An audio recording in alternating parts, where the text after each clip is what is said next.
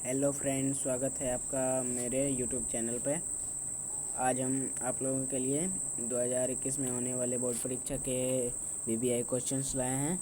तो आइए स्टार्ट करते हैं। तो पहला क्वेश्चन है, विद्युत धारा के किस सिद्धांत पर कार्य करता है। तो विद्युत फ्यूज विद्युत धारा के उसमें प्रभाव पर कार्य करता है। आपका ऑप्शन ए सही हो जाएगा, उसमें ये प्रभाव।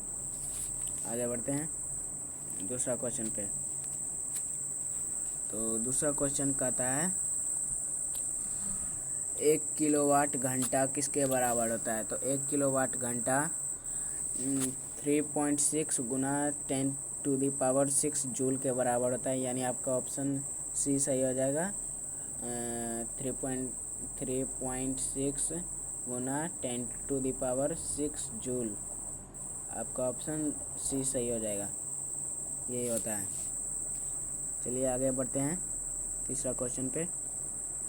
विद्युत घंटी किस प्रभाव पर कार्य करती है। विद्युत घंटी किस प्रभाव पर कार्य करती है। तो विद्युत घंटी जो है चुंबकीय प्रभाव पर कार्य करती है। आपका ऑप्शन सी सही हो जाएगा, चुंबकीय प्रभाव। चलिए आगे बढ़ते हैं चौथे क्वेश्चन पर। लघु पथन के समय परिपथ में विद्युत धारा का मान होता है। लघु पथन के समय जो परिपथ में विद्युत धारा का मान क्या होता है, बहुत अधिक बढ़ जाता है। तो आपका ऑप्शन सी सही हो जाएगा, बहुत अधिक बढ़ जाता है। आइए पांचवें क्वेश्चन पे चलते हैं। डायनेमो का सिद्धांत आधारित है। डायनेमो का सिद्धांत आधारित है। तो डायनेमो का सिद्धांत जो आधारित है वो विद्युत चुंबकीय प्रेरण पर आधारित है। आपका ऑप्शन ए सही हो जाएगा, विद्युत चुंबकीय प्रेरण। चलिए आगे बढ़ते हैं। डायनेमो से किस प्रकार की धारा प्राप्त होती है। तो डायनेमो से किस प्रकार की धारा प्राप्त होती है। तो फ्रेंड, डायनेमो से जो धारा प्राप्त होती है वो दिष्ट धारा और प्रत्यावर्ती धारा दोनों प्राप्त होता है। तो आपका ऑप्शन सी सही हो जाएगा, दोनों धाराएं। चलिए आगे बढ़ते हैं। विद्युत बल्ब में कौन सी गैस भरी रहती है। विद्युत बल्ब में जो गैस भरी रहती है वो विद्युत बल्ब में जो गैस भरी रहती है वो निष्क्रिय गैस भरी रहती है। आपका ऑप्शन सी सही हो जाएगा, निष्क्रिय गैस। आगे बढ़ते हैं आठवें क्वेश्चन में।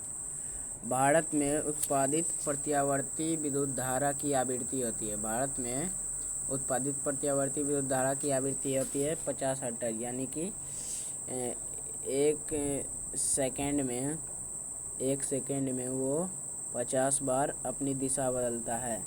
एक सेकेंड में वो 50 बार अपनी दिशा बदलता है। तो आपका ऑप्शन ए सही हो जाएगा, 50 हर्ट्ज। आगे बढ़ते हैं। हमारे देश में विद्युन्मय तार एवं उदासीन तार के बीच कितना विभवांतर होता है। तो हमारे देश में विद्युन्मय तार एवं उदासीन तार के बीच जो अंतर होता है वो 220 वोल्ट होता है। यानी आपका ऑप्शन सी सही हो जाएगा, 220 वोल्ट। आगे बढ़ते हैं। विद्युन्मय तार किस रंग का होता है। विद्युन्मय तार किस रंग का होता है। तो विद्युन्मय तार जो है वो लाल रंग का होता है। यानी आपका ऑप्शन बी सही हो जाएगा, लाल यानी रेड कलर का होता है विद्युन्मय तार। तो आगे बढ़ते हैं 11वें क्वेश्चन पे। 11वां क्वेश्चन है, घरेलू विद्युत परिपथ में उदासीन तार का रंग होता है। तो उदासीन तार का रंग जो होता है वो काला होता है। तो आपका ऑप्शन सी सही हो जाएगा, काला यानी ब्लैक। आपका ऑप्शन सी सही हो जाएगा, ब्लैक। आगे बढ़ते हैं। चुंबकीय क्षेत्र का एसआई मात्रक है। चुंबकीय क्षेत्र का एसआई मात्रक है। तो मैं आपको बता दूं कि चुंबकीय क्षेत्र का जो एसआई मात्रक होता है वो टेस्ला होता है, तो आपका ऑप्शन बी सही हो जाएगा, टेस्ला। चलिए आगे बढ़ते हैं 13वें क्वेश्चन पे। तो 13वां क्वेश्चन है, विद्युत चुम्बकीय प्रेरण की खोज किसने की थी? तो विद्युत चुम्बकीय प्रेरण की खोज माइकल फैराडे ने की थी। तो यहाँ फैराडे दिया हुआ है शॉर्ट नेम, तो यहाँ आपको यही हो जाएगा आपका आंसर, आपका ए हो जाएगा। तो ए मारिएगा, सिर्फ फैराडे भी रहेगा तो कोई दिक्कत नहीं, आपका वही आंसर होगा। तो इसका आंसर ए सही हो जाएगा। चलिए आगे बढ़ते हैं। दी गई वोल्टता के स्रोत से जुड़े किसी चालक में प्रति सेकेंड उत्पन्न ऊष्मा होती है। तो इसका आंसर आपका हो जाएगा, आपका आंसर बी हो जाएगा, धारा के वर्ग के समानुपाती। ठीक है फ्रेंड, चलिए आगे बढ़ते हैं। निम्नलिखित में कौन चुंबकीय पदार्थ नहीं है? निम्नलिखित में कौन चुंबकीय पदार्थ नहीं है? तो आपका यहाँ पर आंसर हो जाएगा पीतल। पीतल आपका चुंबकीय पदार्थ नहीं है, इसमें चुंबक आकर्षित नहीं होता है। तो आपका आंसर पीतल हो जाएगा। ठीक है फ्रेंड, चलिए आगे बढ़ते हैं 16वें क्वेश्चन पे। तो 16वां क्वेश्चन कह रहा है कि पृथ्वी का विभव होता है। तो पृथ्वी का जो विभव होता है यानी भी वो 0 होता है, यानी 0 होता है। तो आपका ऑप्शन सी सही हो जाएगा, 0। तो ठीक है फ्रेंड, आगे बढ़ते हैं। यहाँ पर है, चुंबकीय बल का एसआई मात्रक होता है।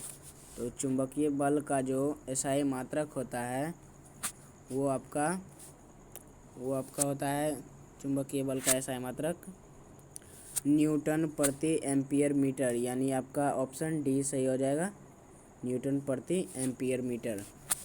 यानी कि इसका संकेत ऐसे होगा, न्यूटन प्रति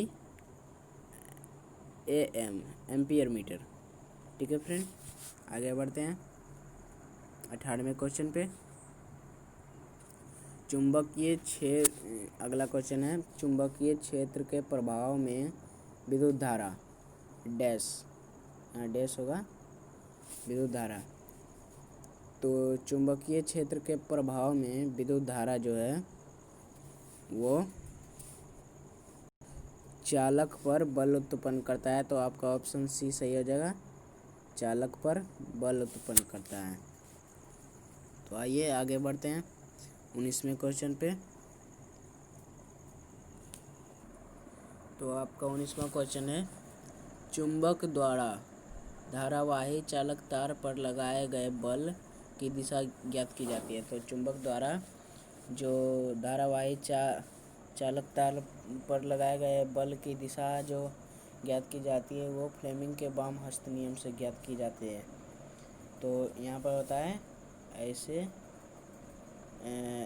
ये होता है जो बल की दिशा होता है, तो यही आपका फ्लेमिंग का वाम हस्त है, तो इसी से ज्ञात किया जाता है।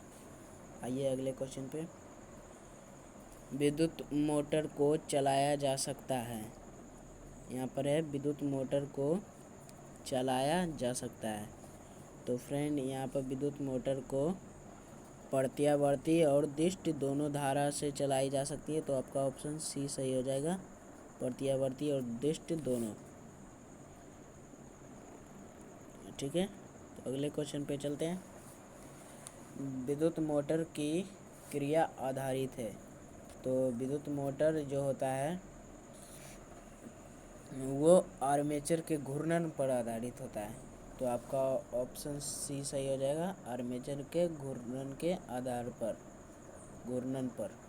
ठीक है फ्रेंड, आगे बढ़ते हैं।